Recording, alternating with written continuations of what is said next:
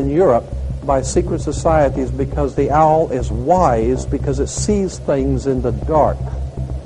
And the implication is, of course, that's why they are where they are, because they're very brilliant and they know things that you don't know.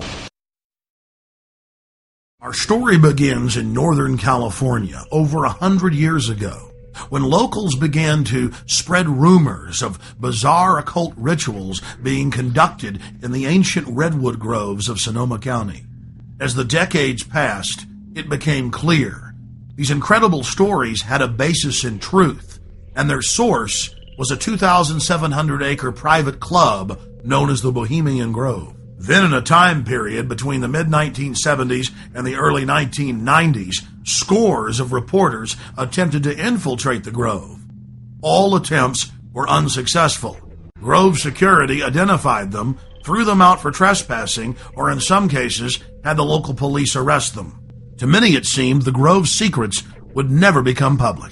All of that changed on July 15th, 2000, when we ripped aside the veil of secrecy and were successfully able to penetrate the Bohemian Grove on their high holy day and videotape the cremation of care ritual. Our infiltration is chronicled in my documentary film, Dark Secrets Inside Bohemian Grove. As the news spread across the planet that the Bohemian Grove had been blown wide open and that their secrets were public, the people were amazed. They were amazed to learn that many U.S. presidents and British prime ministers, German chancellors, the Hollywood elite, the heads of business and academia, Federal Reserve chairmen were traveling to the Grove each year, and that presidents had been going there since the turn of the last century in 1900. They were shocked by each new revelation of ritualistic depravity.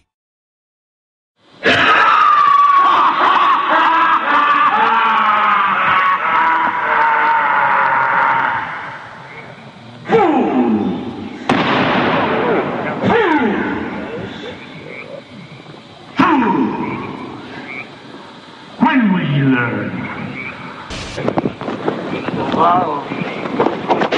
Prince of all mortal wisdom, Owl of Bohemia, we beseech thee, grant us thy counsel.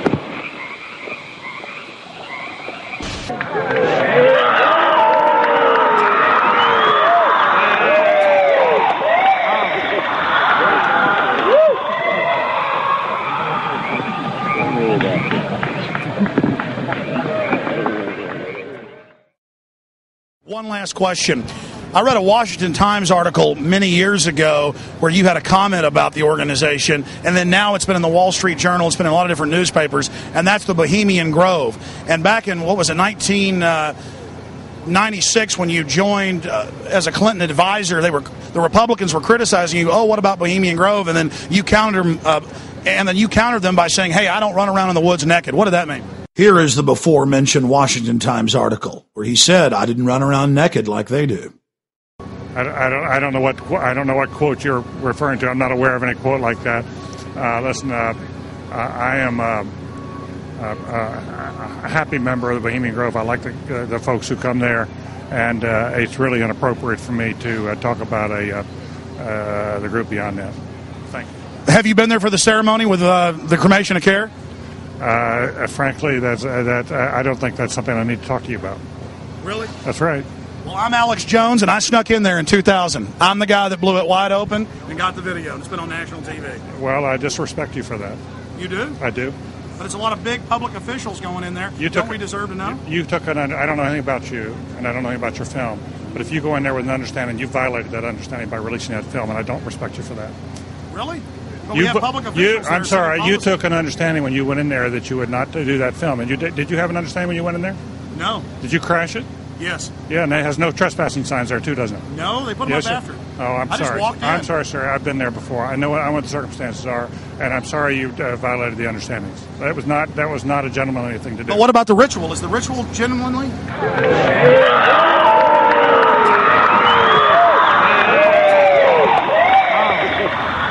Sir, everything. I don't owe you this comment. I know. I appreciate it. This is what's called ambush journalism, and I disrespect you for that as well. So thank you and goodbye. Have you ever been in the ritual? That's none of your damn business. Oh. That's right. Listen. You go around and make understandings with people and violate them. You ambush people on the streets, and that's inappropriate form of journalism. If you wish to practice that, that's fine, but don't ask others to respect you for it.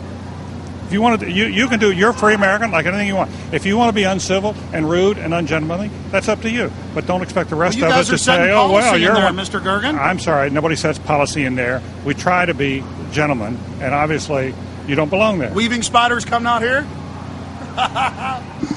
Yeah, that is a three-pointer. Woo! Look how strangely he behaved when we brought it up. Why is he acting so secretive? And why did he get so angry when he discovered that we'd snuck in? You see, they take it very, very seriously. This is one of the hallmarks of the occult and secret societies. The word occult means secret. Secrecy is part of their religion. They revel in it.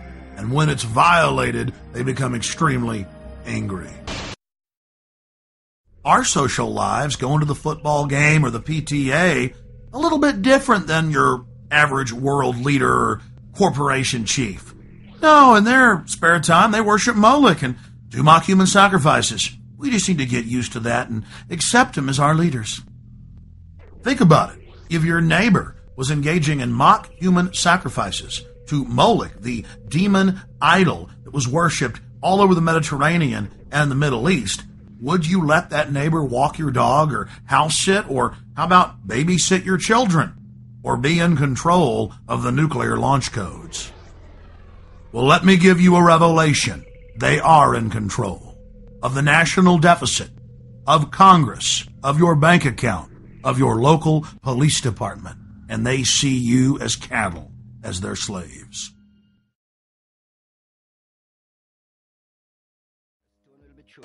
At the state and a stone and betraying at the churches.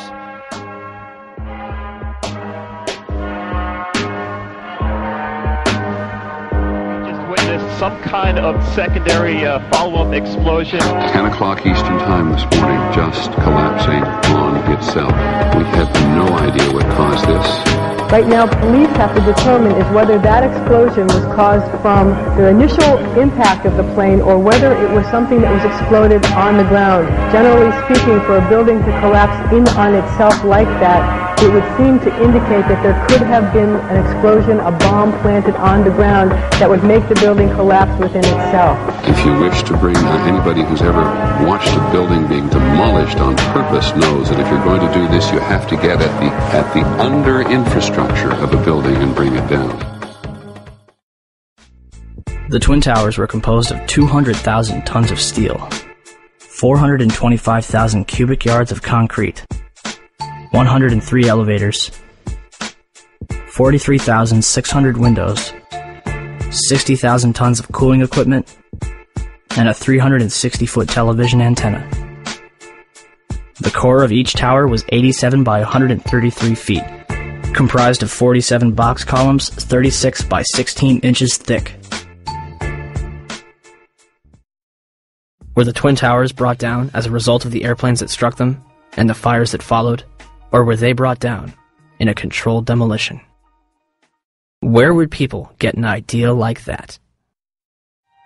Pancake theory, according to which the fires, while not melting the steel, heated it up sufficiently to cause the floors weakened by the airplane strikes to break loose from the steel columns, and this started a chain reaction. So you would expect then from that theory, which is the official theory, to see a whole stack of floors piled up on top of each other and then a spindle of core columns standing too. The core of each of the Twin Towers consisted of 47 massive steel columns. If the floors had broken loose from them, these columns would have still been sticking up into the air 1,000 feet. The plane did not cut all those core columns. We designed the buildings to take the impact of the Boeing 707 hitting the building at any location. The building probably could sustain multiple impacts of jetliners. That the plane flew straight into the building. Through him, right. Yeah. So you're saying that the building was actually designed to cope with a hole like that and still survive? Yeah, it was. If you had dropped, say, a billiard ball from the top of the World Trade Center, 110 floors up there, it would have taken 8 to